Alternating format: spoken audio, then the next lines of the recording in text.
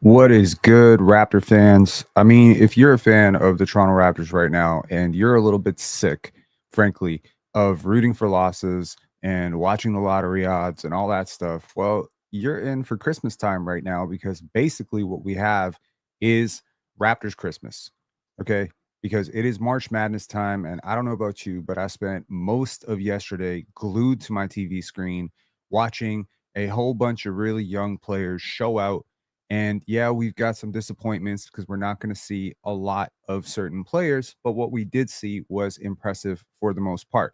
First of all, I think it's worth noting that it seems in the NCAA, teams, or at least individual players, star players at the top of the draft, are not necessarily penalized for team success as much as you might think, as evidenced by the fact that two of the top freshmen in the country are not even in the tournament, right? And that is Rutgers. Uh, we have a player like Colin Murray Boyles, who was on an absolutely terrible team this year, but he is still getting super lottery buzz.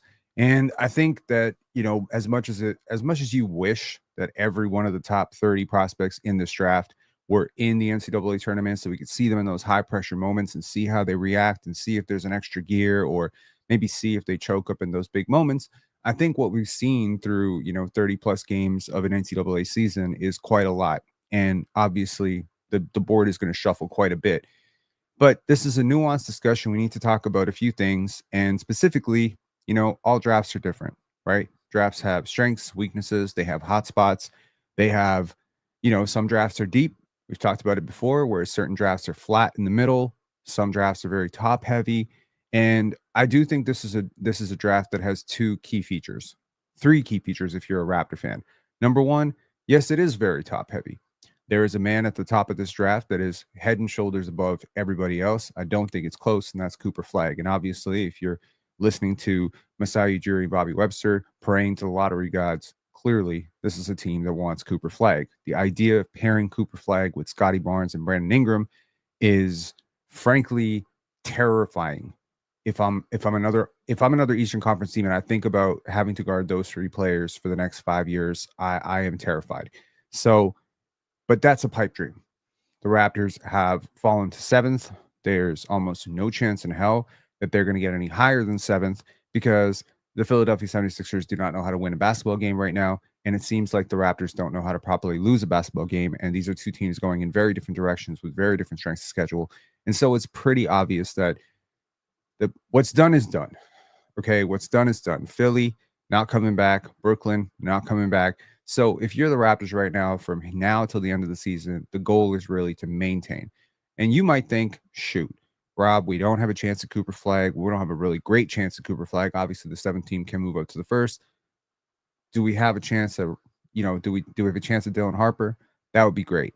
But there is a significant fall off after those two players. And I think that fall off is what should be appetizing to Raptor fans because it's not a fall off of, okay, you got two all-star locks at the very top, all NBA potential guys, and then you have a whole bunch of role players. No, there's some guys with some serious all-star potential scattered throughout the late lottery. And what's interesting for the Raptors is not only do I feel that picks 3 through about 10 are pretty flat, and I'll make a case for why I feel that way, but I also believe that picks 3 through 10 give the Raptors a lot of players or player types that they don't actually have on their roster. Okay. And that's really, where we're going to go with this. Now, obviously, if you're watching Arkansas right now, there's a couple of undersized guards, or there's a couple of combo guard type of players in DJ Wagner and Boogie Flan on that team. There's obviously a center that the Raptors could be looking at in the second round in Big Z. So, we can certainly talk about that at some point. But I think there are some. I'll give you. Okay, let me organize my thoughts here. Number one, it's a very top heavy draft. Number two, it is a little flat from 3 to 10, which is good for a team sitting at 7, with the most likely chance that you're going to either move up to 4 or you're going to stay at 7 or probably be 8. Right now, if I was a betting man, I would say the Raptors are definitively going to pick between 3 and 8. Okay.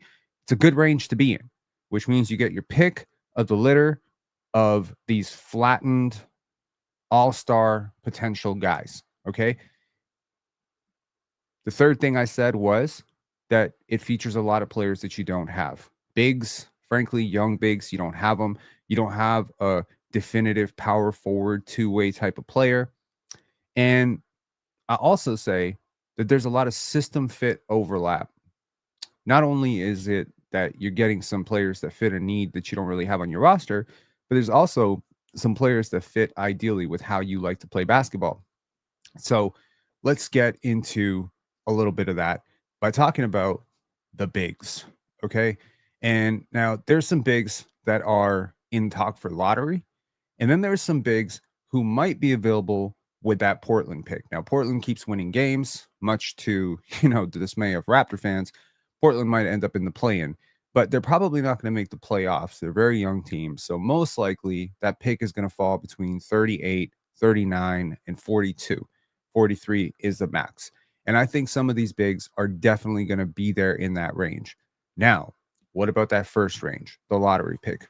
I think, two players who played basketball yesterday, Derek Queen and Kaman Malawach, we got to talk about these guys. Okay. Asa Newell is going home. Really good player. We can talk about him. Noah Senge, obviously playing for He's not in the NCAA. We can talk about him a little bit as well. I'm not as familiar with Noah Senge yet, but I'm going to get super familiar with him. But I think first and foremost, we got to talk about Derek Queen, because I think a lot of people look at how the Raptors like to play basketball.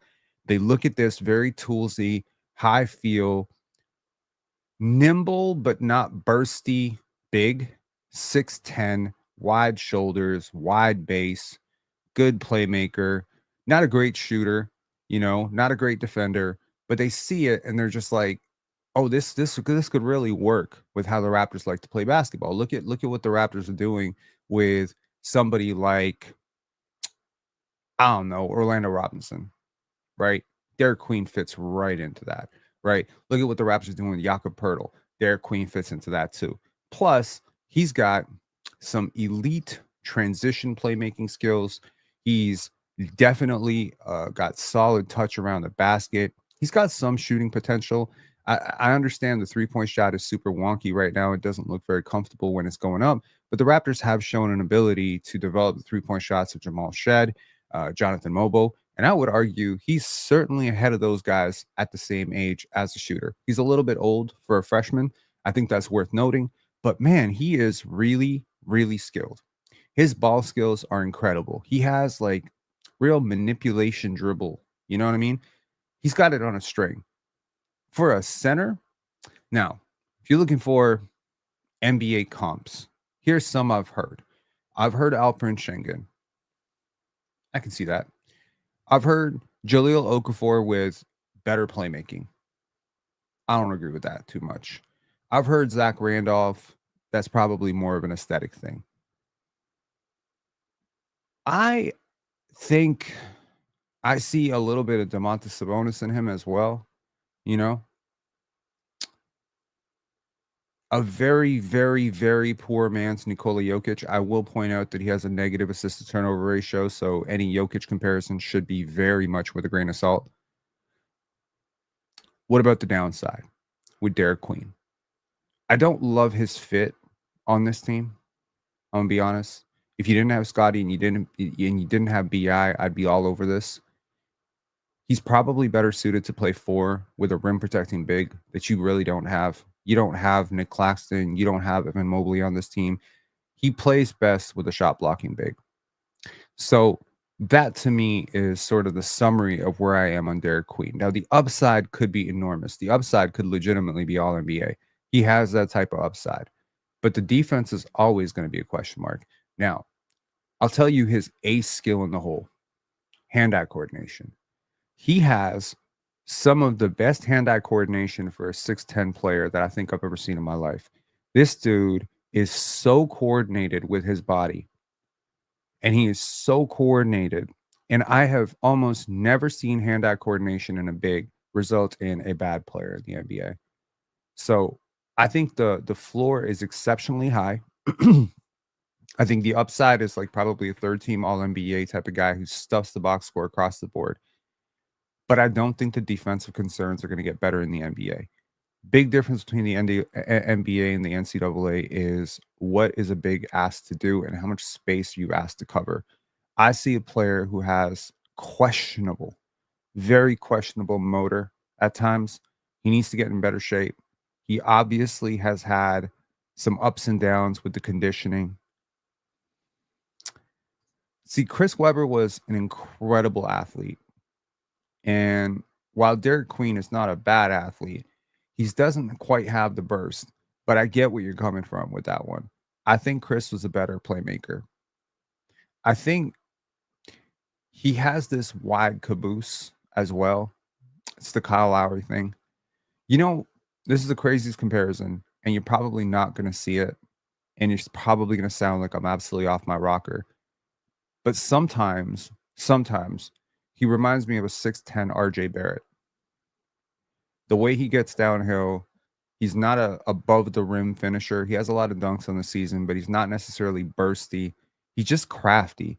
He kind of moves around, he moves through, he gets to the line, he uses his physicality, he throws his body into people. He's not afraid of physicality, and he's a defensive liability. Again, I'll reiterate and complete my thought. Defensively, at the NCAA level, bigs are at an advantage because you can camp out in the paint a little bit, don't have as much court to cover. The guards are not nearly as skilled as they are in the NBA. You're not going to get exploited in space because there isn't as much space to exploit you. And again, you can hang back a lot more.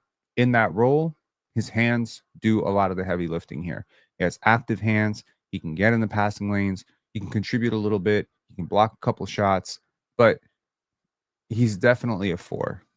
He's definitely a four. Yeah, we're talking about Derek Queen, bro. We're talking about Derek Queen. So that's where I'm kind of at on Derek Queen, right? Now, the player that I have been pretty much consistently mocking to the Raptors ever since, I fired up my first iteration of 2K and 25 is Kaman Malawach. Now, bias alert, okay? There's a type of prospect that I really like every year, and there's a type of prospect that I always overlook every year. Does anyone know the type of prospect that I always overlook? Let's call him Grady Dix. I overlook Grady Dix, which probably should tell you this year that I'm not going to be talking a lot about Liam McNeely. Okay. And I tend to probably like rangy, athletic bigs, you know, Emisi, right? Christian Koloko. Okay. Kaman Malawach better than both of them. Okay. By significant amounts. Kaman is one of the best finishers in college basketball. We saw him yesterday. He hit a three as well for Duke. Duke blew the shit out of. And interestingly enough, we are going to get to see Duke versus Baylor. So that's going to be Kaman plus the Duke Blue Devils and Cooper Flagg up against VJ Edgecombe. And I expect VJ Edgecombe to have the game from hell in that game.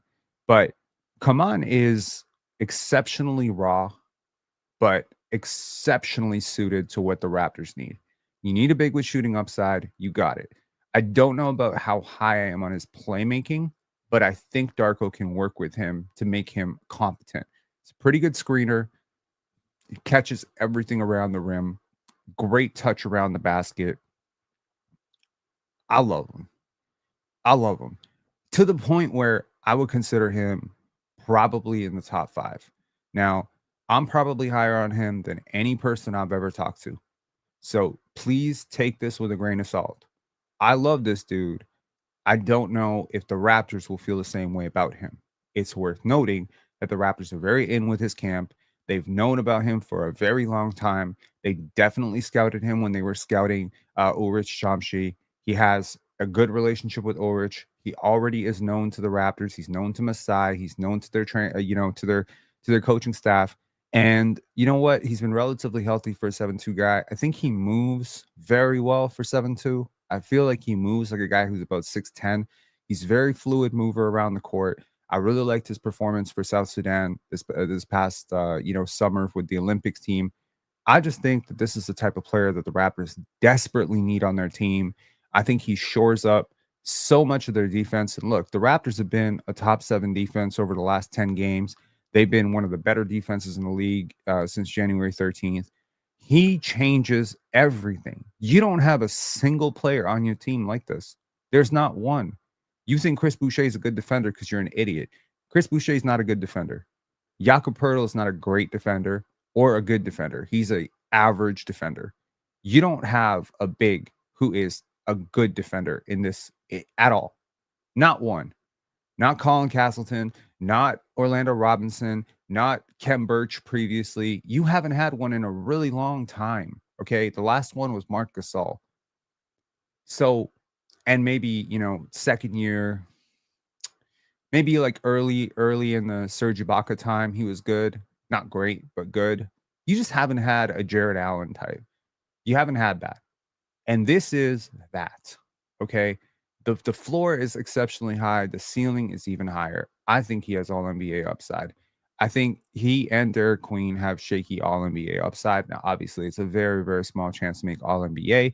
A lot of bigs, a lot of talent, etc. I think Scottie has all NBA upside. So I take that, like consider it like a 1% chance to all NBA, but he definitely an all-star upside. Like both these guys have all-star upside. They're very young, they're very productive basketball players. And Kaman's, analytics jump off the page, really jump off the page. And, there's certain guys where you're like, I don't know if their size and their strength and their length is going to translate beyond the NCAA level. Maybe they're big for the NCAA, but what about when they get to the NBA? No, he's got positional plus size across the board. His wingspan is insane. He blocks everything. He's a rebounding machine. He shores up the offensive glass. He's a good jumper. He's a good runner. He runs in transition. The playmaking will be, the big, sort of the big thing, but he does everything else so well. I don't know how you pass up on him. Asa Newell and, Noah Senge, I think, these are two guys with some shooting upside, some transition play, also players you don't have on your team. And honestly, if you slip far enough down the draft and Derek Queen and Kaman Malawach are off the board, I think you have to look at those two guys and just say, are they better than the wings that are available for us? Don't have a ton to say about Asa Newell other than I sort of reject this Joakim Noah comparison. I feel like it has a lot to do with the hair, to be honest. Like he's not Joakim Noah. He can shoot already. It's a budding skill right now with him. He's a great transition athlete. I think what he does well will translate to the NBA level. With Noah Senge, again, I think the thing that will probably hold the Raptors away is I don't know where he is as a passer and a playmaker. And it seems passing and playmaking is a really big deal for the Raptors, which is why I think they'll consider very strongly reaching a little bit for Rocco Zakarsky in the second round. Now, if they don't get their big in the first round, maybe you can pick them in the second round because there's a lot of really competent NBA role player type bigs that are in the second round, and they all have something different. With the Ivicic brothers, one of them playing, they're both playing right now, right? One is playing for Arkansas right now. The other one will be playing, I believe, tomorrow for the for Illinois.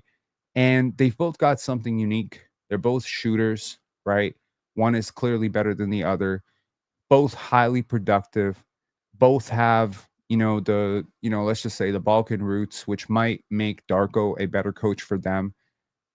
We don't like to bring up nationalism and, nationality and language barriers and all that stuff. But wouldn't you say that if you have a coach who speaks a language, that it would help to draft some players who speak that language? You know what I mean? Darko Milicic just talked about it extensively. There's plenty of Serbian, Bosnian, Croatian prospects that have flamed out spectacularly in the NBA. And language barrier was a huge thing. I think with Darko and Evo here, you do have a little bit of an advantage. Not only do you probably have a better pipeline or better understanding of these players, but you also probably have a better path to developing them because you already understand where they're coming from. You understand the grassroots information that they've received. And also, by the way, the Raptors do play a very European style basketball, which does sort of lend itself to stretch bigs like this. And exactly. Tomislav would be absolutely solid in the second round. I agree with you, man. I think he'd be a really good pickup for this team.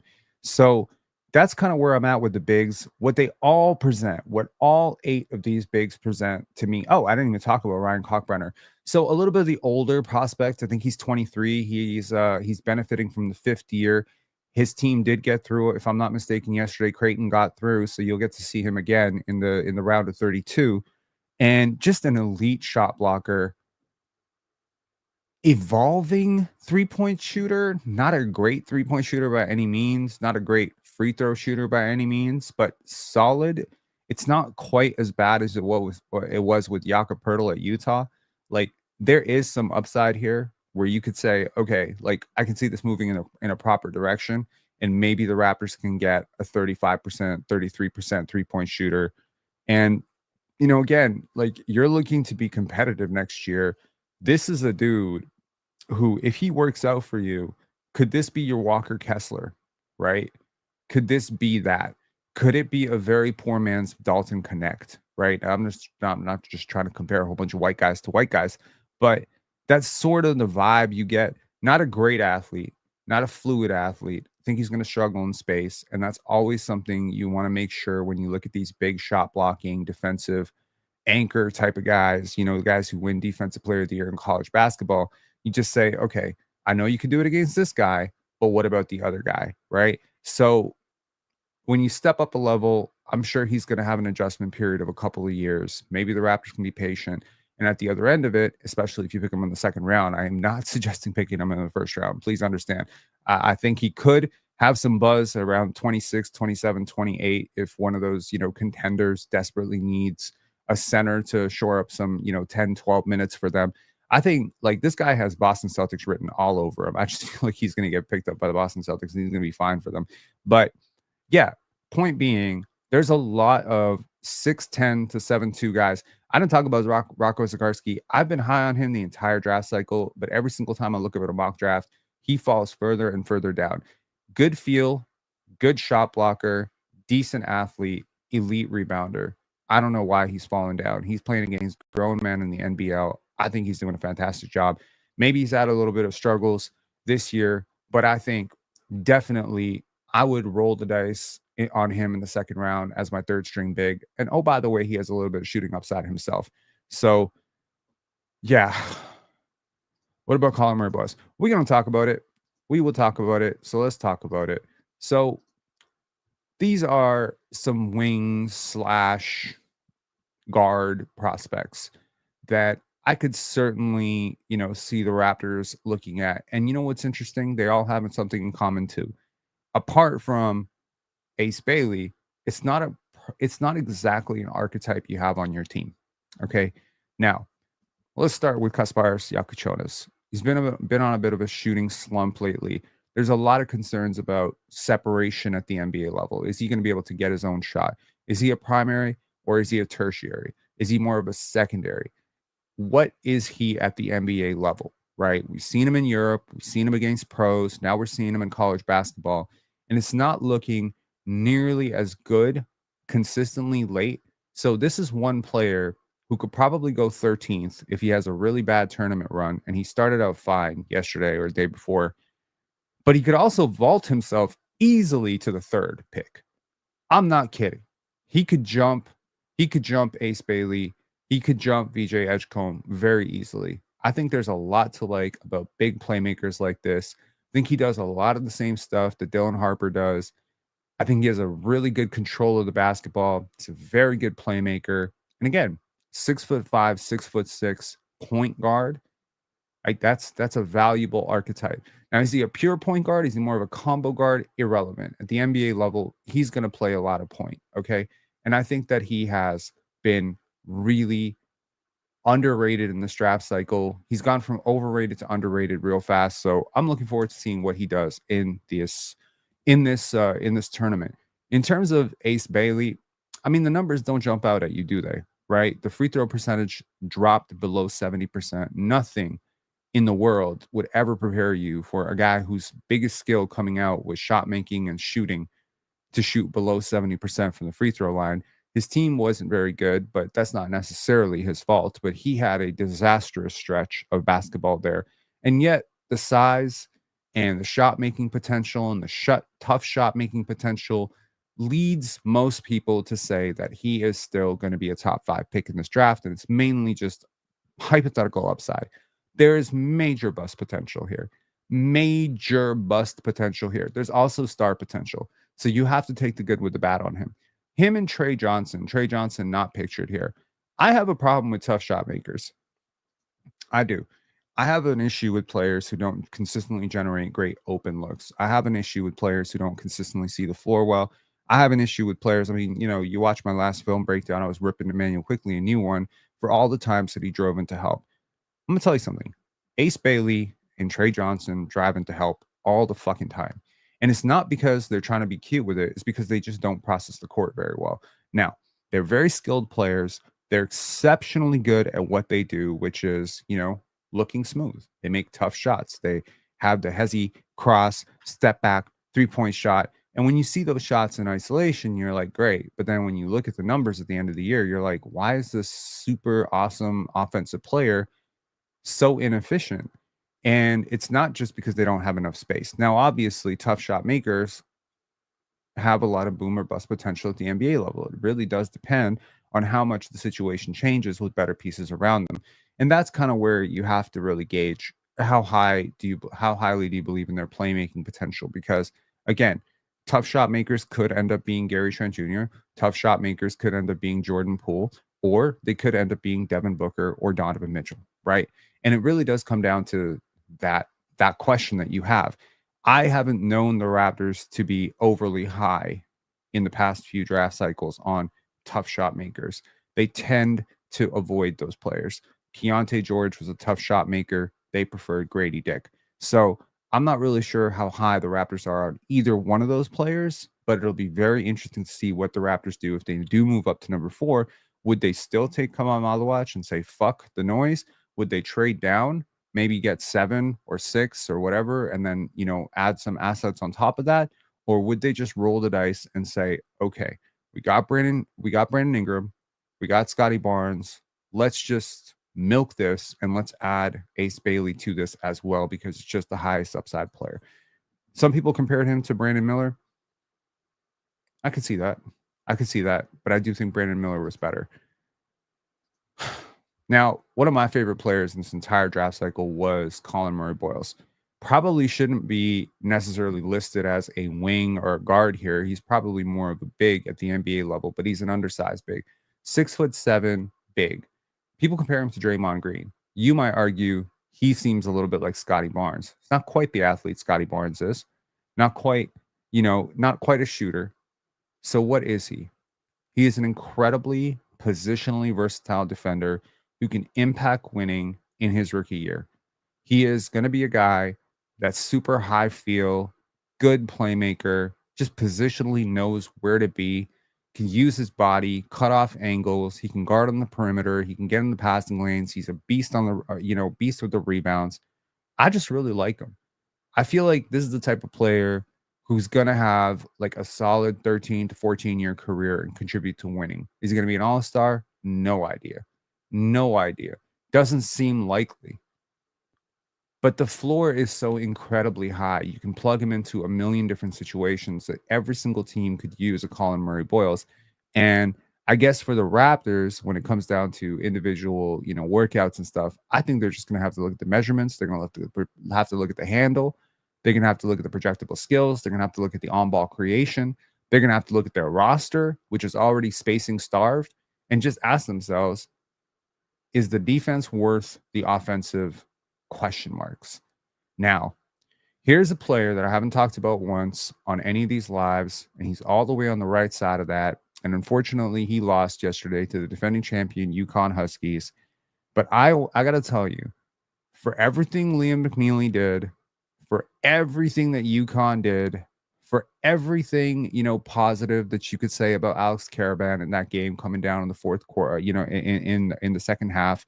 And, Liam and Alex Caravan really struggled shooting the basketball. They had a really cold shooting game, but they came up, the experience really showed up with Alex Caravan. He's won multiple national championships, and he just knew how to dial it up.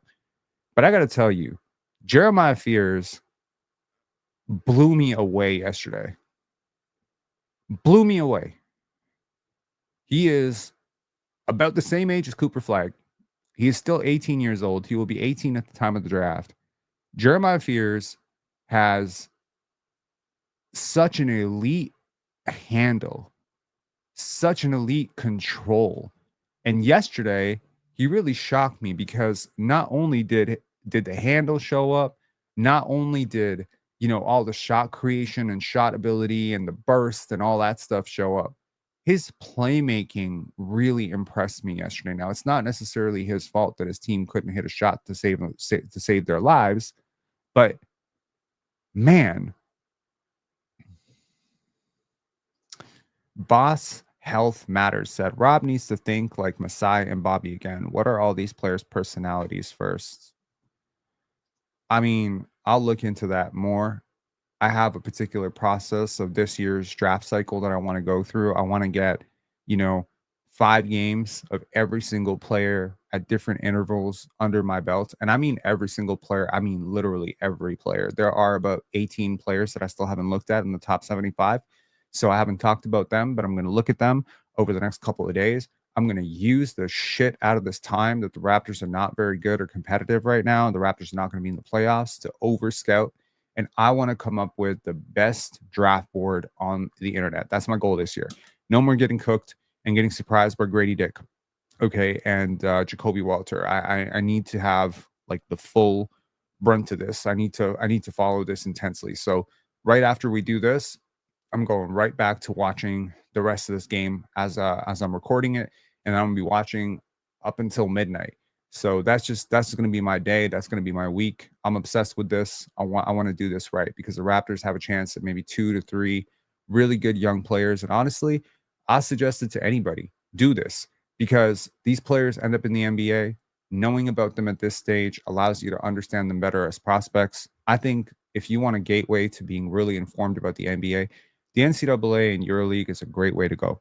Okay, Jeremiah Fears, a little bit undersized at 6'4", could still be growing at 18 years old, though. But the elite first step, the body control, yeah, he missed a couple bunnies, and yes, that did happen. It was just like maybe it was just like fucking lapse in concentration, but overall, he's been a pretty decent finisher. I gotta tell you, I think this guy could rise like up to 5, 6. Most mock drafts I see have him ranked 15th, 16th, 17th. If he drops past 13th, he's a steal. Someone needs to pick this guy up. I don't think he's going to fail in the NBA. I think his ball control and speed remind me a little bit of like Malik Monk. A little bit. Malik Monk, De'Aaron Fox, not Tyrese Maxey. Who am I thinking of? Jaden Ivey, a little bit. There's a little bit of that in him. There's like a real shiftiness. And what I saw yesterday was there's a real dog and a real competitiveness in him. He didn't quit on his team. He stormed them back. He really built up this huge, UConn was up pretty big at the half and he carried his team back. So look, despite the loss, shout outs to Jeremiah Fears. I thought he was amazing. And I know that this is not typically, an archetype that the Raptors have over prioritized, the shot making type, but I think he could be I think he could be so much more than that. Okay. So let's look at this now. So this is the NBA draft room mock draft as it sits right now. They have Cooper Flagg, Dylan Harper, Ace Bailey, VJ Edgecombe. Now, I didn't talk about VJ Edgecombe, but I should. Now, VJ will play against Duke. I am cooling a little bit on VJ, and that's not something I was expecting to say. Now, I'm very well versed in the system that he's playing in and how it may make him look a little bit worse than he actually is. I'm just not as sold on him being the type of generational defensive prospect that I was expecting him to be. Now, some of his off-ball awareness has been a little bit concerning to me at times. I'm not higher on him as a defensive prospect than I was on Cason Wallace. And that's troubling to me because he's undersized at about 6'4"-ish, right? So he's going to be a guard defender. He doesn't have like the longest wingspan. And it's like, I don't know about his self-creation stuff. A lot of it has been in transition. So it's efficient, but it's like at the same time, as an athlete, like as a run, jump, transition athlete, he is second to none in this draft. Like he is like the fastest player end to end in this draft at the wing position. And maybe with Scottie and RJ and how the Raptors like to push and transition, this is going to be a great player. I have a controversial take. He reminds me a little bit too much of Ochai Abaji for me to get excited about this. He has a lot in common with Ochai, bro. I realize some people don't want to hear that because Ochai was a 14th overall pick, and VJ is a potential 4th overall pick, and VJ is definitely the better athlete, but there's so much in common there. Now, I will say, for everyone who says he has a shaky jump shot, he has a real pedigree of catch and shoot jump shooting that goes right back to high school. He's been awesome. He's an awesome catch and shoot jump shooter from a standstill.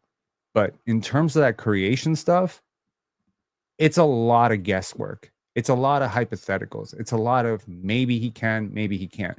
Now, would I take him at 4? I might, I might, but I'm looking at my roster right now, and I know I would never pick for fit at the 4th overall pick. I don't know. I don't know. And I feel like if enough people don't know, is there a chance that he could fall to like 7 or 8? At which place I would be much more comfortable taking him at 7 or 8, because I feel like in that range, he's clearly the best, or clearly one of the 2, 3 best. But at this point, between him and Jeremiah Fears, if I pick him over Jeremiah Fears, I have some serious concerns that I've passed on the better player. That's just my thought. That's my thought. I could be wrong, but I don't know. Okay, that's kind of where I'm at. Trey Johnson, we talked about him. Con Knipple, again, another, dude that I'm clearly not going to be super high on because of some perceptive bias that I have, but he's been pretty cool, and I look forward to watching him a lot more. I'm going to try to watch him with an open mind and not, be tainted by all the white, flat-footed, somewhat slow, not super athletic wings who've sort of failed in the NBA. It just feels like an archetype. I'm not even trying to be racial about it, but like it feels like an archetype that is just designed to fail more often than it succeeds. Maybe this is the ghost of Adam Morrison. Maybe this is just me looking at even someone like Corey Kispert, who I don't think has been very, very good. I don't know. So that's just it. Uh, who have we not talked about? Liam McNeely, another one. Okay. Noah Singway, talked about him. Jace Richardson. I haven't watched 5 games of Jace Richardson, so I'll shut up, but I'm looking forward to watching a little bit more of him with Michigan State. I believe, if I'm not mistaken, Michigan State made it through. Will Riley looked really, really good for Illinois. I believe he was their top scorer. Honestly, defensively, just very concerning. Nolan Traore. I watched a lot of Nolan Traore 2 years ago, and he looked amazing to me. And now I haven't watched enough of him this year, so I'm gonna shut up about it until I watch his this year tape. I'll watch some of his better games, but his bad games look really bad, like really, really bad. And I'm looking forward to seeing it. But if he slips anywhere past like 16, 17, and I'm gonna say this for Yegor Demon as well, I would be really excited about the Raptors trying to trade back, not back like with their first pick, but maybe even trade up, you know. And I don't know what it would take. Would it take, Ochai Abaji? I don't know what it would take. I really don't. I really like Ochai. But whatever it would take, I feel like there's a hot zone in this draft between 16 and 24 that'll probably produce at least one all-star. And if the Raptors identify that all-star, by all means, go for him. Yegor Demons, BYU, they got through the first round. So I'm looking forward to seeing more of him. He was all right. Wasn't great. Ben Saraf, also playing for Ohm. I think he's awesome, man. I really think that he could potentially climb into the first half of the first round. I think he's going to be a big riser come draft time. But if he doesn't rise, another guy that I would absolutely trade back for. Other names that stick out. Let's see. In the second round, I mean, there's a lot of players here that are playing. Isaiah Evans looked fine. I think Boogie Fland is literally playing right now. I think Alex Caravan played yesterday. Again, kind of had a down year. Weren't expecting that, but good wingspan, good defender, good shot blocker. I feel like Alex Caravan could really be a player that the Raptors look at. I'm going to be honest. I think Markovic could be a player that the Raptors look at. I also think in the undrafted heap, Dink Pate, if he ends up going undrafted, which I doubt he will, but if he does, I think he could be someone that the Raptors look at. Xavier Lee, Toronto kid from Princeton. Tyrese Proctor, Andrei Stojakovic. I think these are all players that the Raptors have to look at. Is there another one? Is there another one? Is there another one? Yes, there is. Mackenzie Mabako from Indiana. I liked him a lot coming into this draft cycle. He hasn't had the most solid year, but I think he would be a really interesting player. Jameer Watkins for Florida State. The Raptors are obviously very, very familiar with Florida State. This was Leonard Hamilton's last year at Florida State. I honestly think Jameer Watkins is an NBA player. I do. I realize some people are low on him. Florida State did not have a great season this year, but this is an NBA dude. This is an NBA athlete. He didn't win a lot, but I feel like this is a player with the Raptors' track record of, drafting guys who have Scottie connections. Jameer is very familiar to Scottie, and I'm sure that they will definitely look at him in the undrafted heap for one of those two-way slots.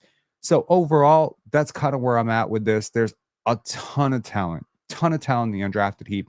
I think the Raptors have the potential to at least get up, to three really good young players. Now, I do want to talk about something else, shift gears for a second from the draft and talk about something else, which is the fact that the Toronto Raptors, I think, are a little bit underrated in terms of their youth and upside. And I sense this because of how people talk about the Toronto Raptors as it pertains to their future. Now, look, this was my post yesterday. In terms of who I'm looking at 4 to 9, I said Kaman Malawaj, Kasparis Yakuchonis, Jeremiah Fears, Noah Senge, Asa Newell, and Colin Murray Boyles. I said from 37 to 41, I looked at Tomislav Ivicic, Alex Karaban, Isaiah Evans, Rocco Zakarski, Dink Pate, Ryan Kalkbrenner, Yaxel Lendenberg, and Miles Bird. And the undrafted heap, as I mentioned, all those players, including Mark Sears and Tyrese Proctor. So yes, I mean, like pick one. I think he did a solid draft, probably a solid draft. Now, obviously, if you get Kaman Malawaj and you get Tomislav Ivicic, or forget Tomislav for a second, even Alex Karaban, I feel like you don't have an Alex Karaban on your team. Doesn't remind me of anybody on this team currently. And then you get maybe a Jameer Watkins, or maybe you go very, very Euro with this, and you go Kasparis Yakuchonis, Tomislav Ivicic, and Andrei Stojakovic. Okay, like I'll be waving my little flag. But there's a lot of talent in this draft. But you know where else there's a lot of talent, Raptor fans? On your fucking roster. So I decided to do a thought experiment, and I decided to ask myself a very fun question. What if Scottie Barnes never came out in 2021? And what if he decided to take the 5 years and actually come out in 2025? Where would he go? And then I decided to build up a hypothetical situation in which Brandon Ingram was some JUCO prospect, and now at 27, because hey, there's a fucking 25-year-old who's going to get drafted this year. So I'm like, hey, well, maybe he's not going to get drafted, but he's at least draft eligible. There are 25-year-olds who are draft eligible. So let's just pretend for a second that Brandon Ingram, RJ Barrett, Emmanuel Quickly, and literally every young player on this roster is eligible for this draft. Where would I draft them? Again, I factored in for age. So I didn't put, Scottie as if he's 19. No, Scottie is 23 years old. Okay. So here is where I think these players would go. I think Scottie will go second overall. So that means I will put him above Dylan Harper, but I will put him right behind Cooper Flagg.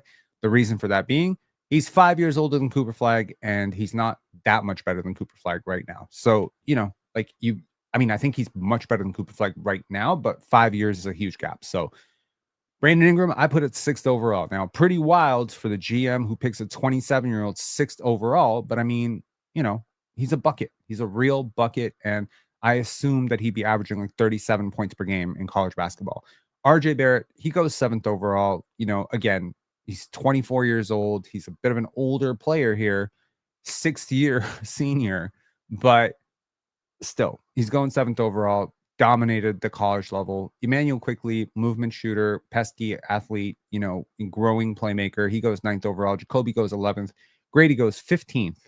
Okay, in this scenario, Grady goes 15th because ultimately all these other players ahead of him, Jacoby, Emmanuel Quickly, RJ Barrett, Brandon Ingram, Scottie Barnes, are kind of bumping him down. But if you do the math, that means that if those players aren't there, he's going 10th in this draft. Okay, so that's kind of how I feel. Ochai goes 19th. Again, he's almost 25 years old, so he goes 19th, gets taxed a little bit, but I'm assuming at the college level, he was one of the best perimeter defenders and great shooter and all that stuff. Ulrich goes 28th. Jonathan Mobo goes 30th. Jamal Shed goes 32nd, and Jamison Battle goes 39th. Okay, so that's kind of where I'm at. Okay, John Hamilton saying Fears comp Colin Sexton. I disagree.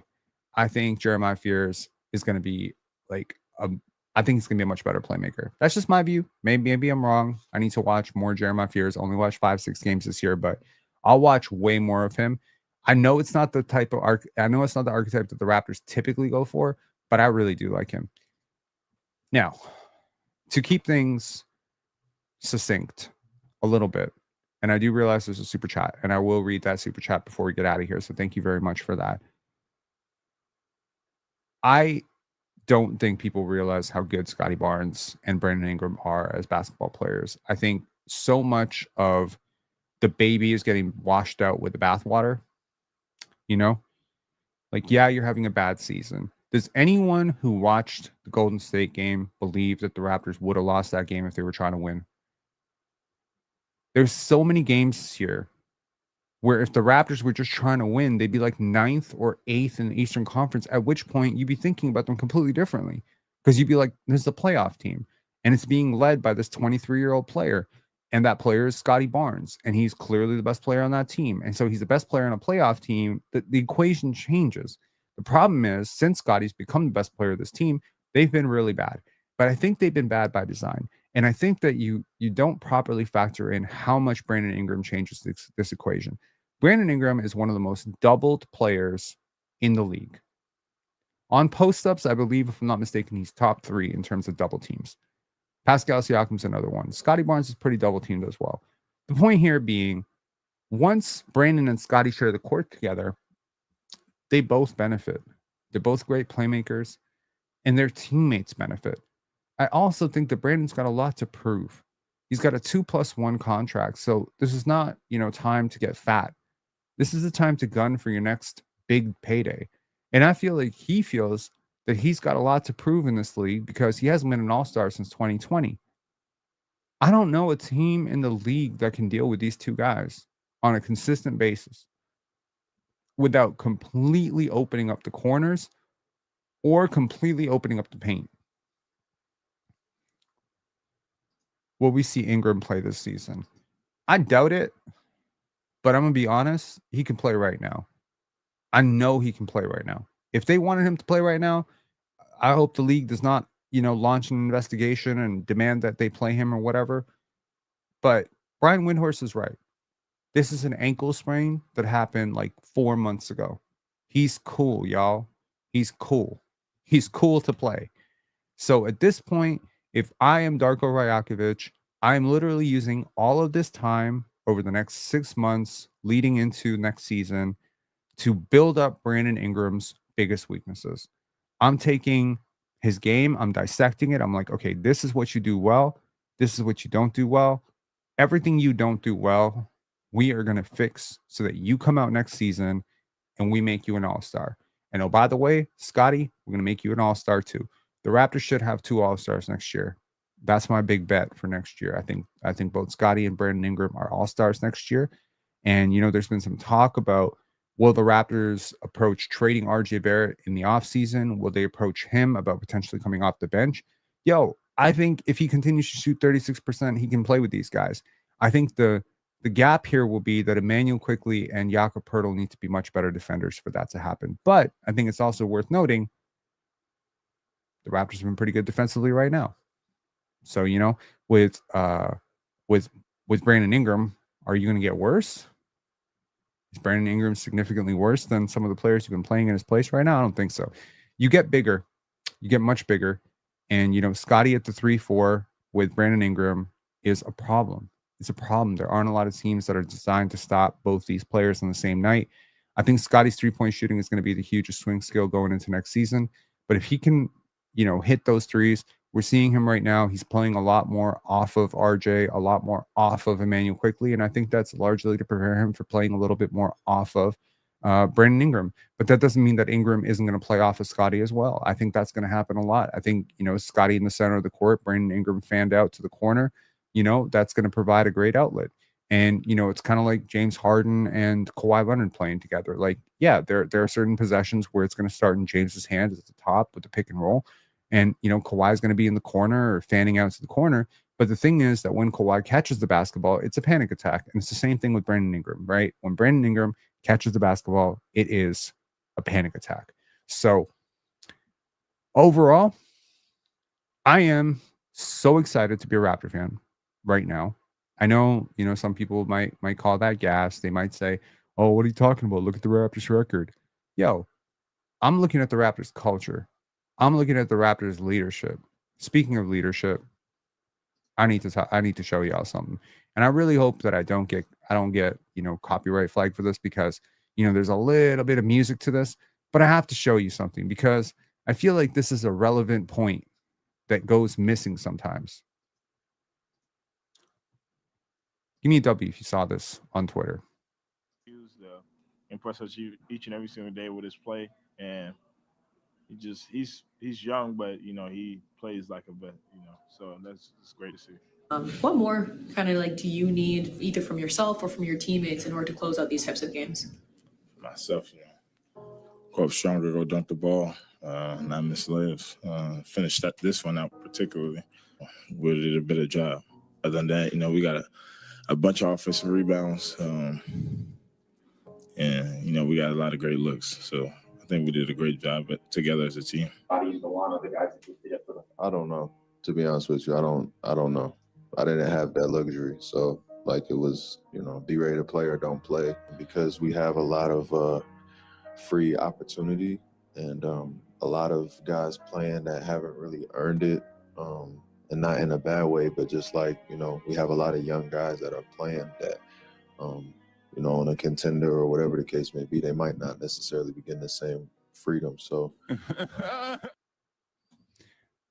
So what we see Scottie do so often, right, is we miss the bigger picture, right? A lot of people responded to that post with, well, look at where the Houston Rockets are and look at where the Raptors are. And it's just like, yeah, look where they are. Just look. The forest and the trees is that the Raptors have one of the most beautiful cultures in the league. They discuss problems when they come up. They are never disgruntled. They rarely ever play without effort. There have been a couple stinkers this year. I'll acknowledge that. But I am just so impressed with how this team has changed its play style, how they've changed, how they deal with accountability. And, like attracts like. When other teams watch how you play basketball, every player around the league can be like, I can envision myself playing with that group, right? Cass saying, go watch John D video on Come On if you haven't already. He thinks he could be a generational defender. No disrespect to John D. Love John D. John D's my guy. We've done a draft video together. I don't think Come On is going to be a generational defender. I feel like we throw that word around way too often. I think Come On is going to be a great defender, though. If generational, what does that mean? Is he going to be better than Evan Mobley? Doubt it. Is he going to be better than Jared Allen? I'll be surprised. Is he going to be better than Wemby? No. Is he going to be better than Cooper Flagg? Maybe. Doubt it. So how are you generational if I can think of 5 players under the age of 28 that are literally probably going to be better than you? I think Come On could be amazing. I'm going to be honest. He could be the second best of that group, but that doesn't mean generational. And honestly, Derek Lively, Chet Holmgren, what are we doing here? How is that generational? The buzzword stuff, it throws me off, right? If we're going to use the word generational for anything, I need you to tell me why you haven't seen this in 15 years. So go make the case that you have not seen Come On Malawach or anything like Come On Malawach in the last 15 years. Shaq was generational. LeBron is generational. Luka, you could argue, is potentially generational. Wemby's generational. That's it. Zion, generational. In terms of prospects. In terms of defensive prospects, generational.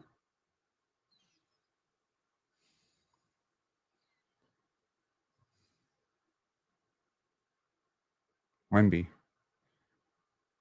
Kawhi.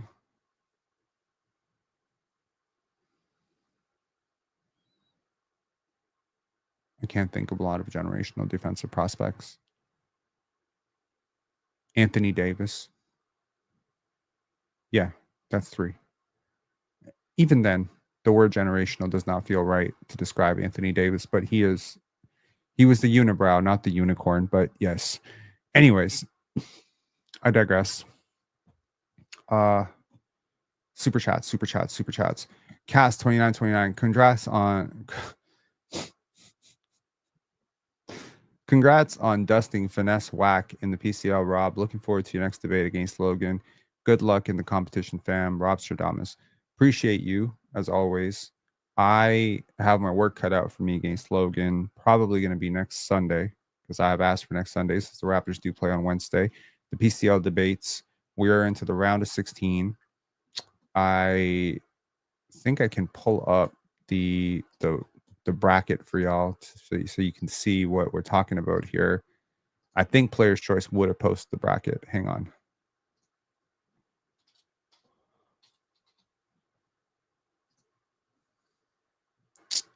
Yeah, they did. Sweet. Okay, so this is the bracket. This is where we're at right now. So it's going to be Mars versus Cowboy Bob. I got Mars. It's going to be Big Ox versus ZZ. Ox is my dude. I'm lean ZZ if I'm a betting guy, but, you know, good luck to Ox. I'm rooting for Ox, but I think ZZ wins. Chill versus SB. I got Chill. Gifted versus Jordan. I clearly got Jordan. Gifted is a... Okay, let me not get myself in trouble here. John D versus Dion from Ohio. I got John D, but Dion's a very worthy opponent. Hayes versus Brax the Bandit. I got Hayes, but I'm rooting for Brax.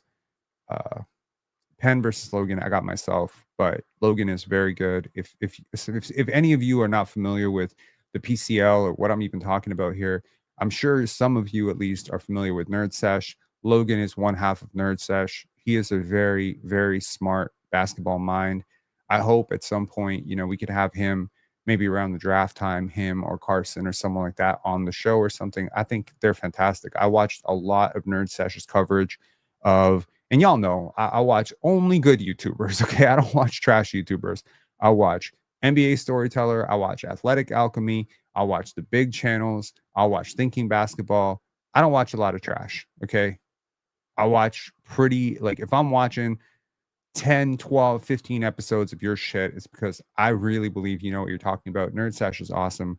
So, you know, I got one half of Nerd Sesh on my next. But the good thing is, if I get through Nerd Sesh, I got sorry, I don't got gifted. I got Chill. So hopefully we're setting ourselves up, maybe, potentially, for a me, Swipa, Mars, Jordan Final Four.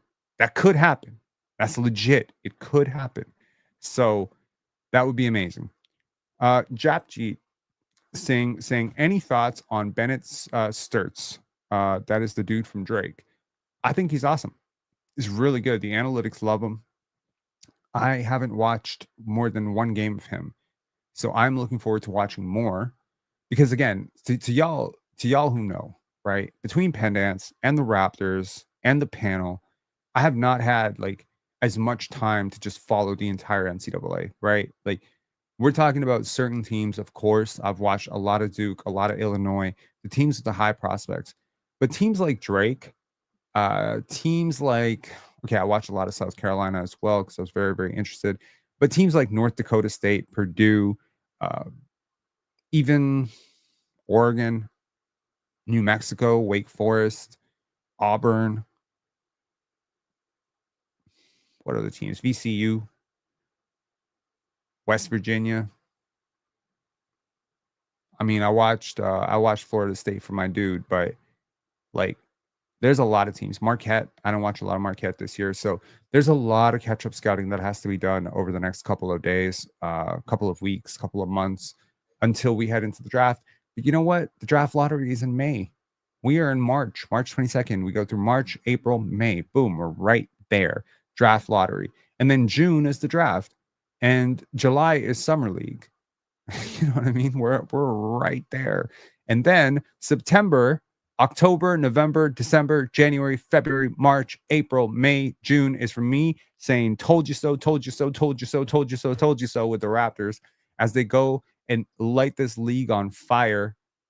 I'm gonna be super excited. Like I don't want to tank next year. I really don't. I love AJ DeBonsa more than certain dead relatives. Okay, I love AJ.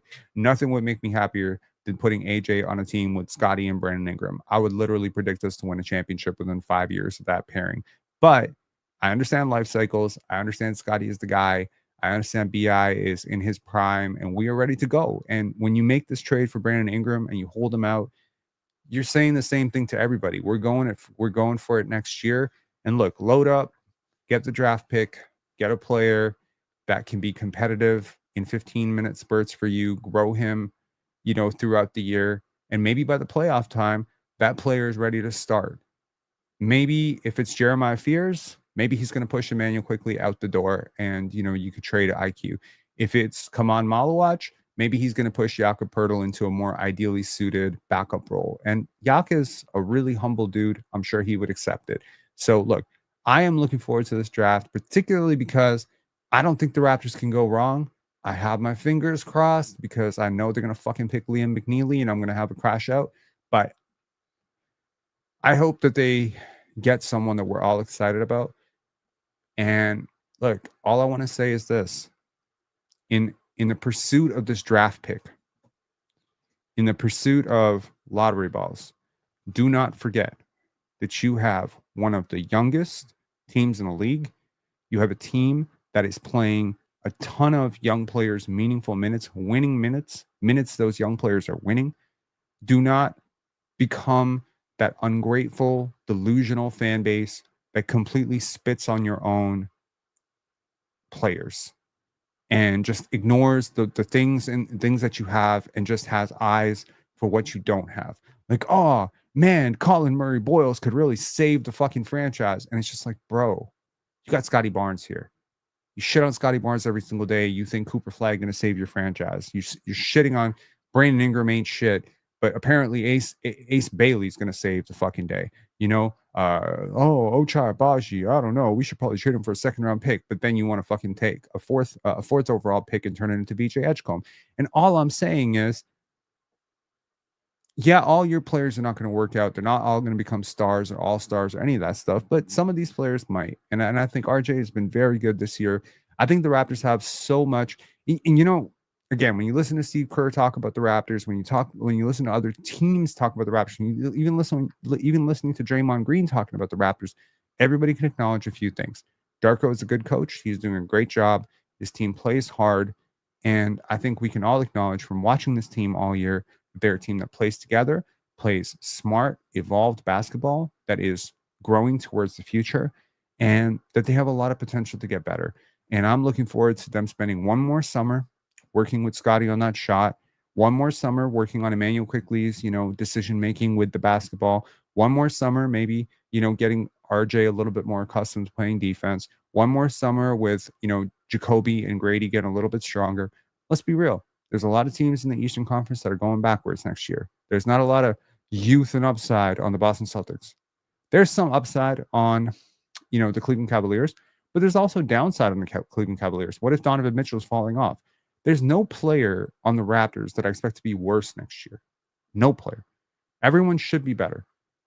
That is a very good thing. I think the Raptors will push teams like Orlando, Detroit, Indiana for home court next year. And we'll see if my prediction is right, but I'm very, very excited about this team, and I hope you are too. And now it is back to the NCAA March Madness. I will look forward to, after March Madness, I'll look forward to doing individual, detailed scouting reports, video breakdowns of these players. My girlfriend is going back to San Francisco on Monday, which means I will have 2 weeks to really dive in on video breakdowns and all that stuff. And I'm just really looking forward to it. I could really use the time to just lock in. All right. And yes, the PCL, me on the PCL, Player's Choice will be, I believe, next Sunday. And I will be also with Player's Choice on the main stage for playback next Friday. And I'll probably be on the panel at some point this week as well. And I got you covered tomorrow for the Raptors postgame and Monday for the Raptors postgame. The Raptors have a very important 3-game stretch coming up against 3 teams that they desperately need to lose to. And yeah, what is your girlfriend's job, if you don't mind me asking? She's a tech recruiter. She's a tech recruiter for a company based in San Francisco that she's working from home here, but occasionally she goes to San Francisco to work with them over there. So yeah. All right, man. I'll talk to y'all later. Have a great one and enjoy March Madness. Enjoy your weekends. Drink some water. Be happy. Call your mom if you haven't. I'm going to pick that up from Chill with Chill because, yeah. When's the last time you called your mom? Call your mom. If you're one of those people who's lucky enough to have a mom right now who's alive, call your mom. All right. Talk to y'all later. Have a good one. Bye-bye.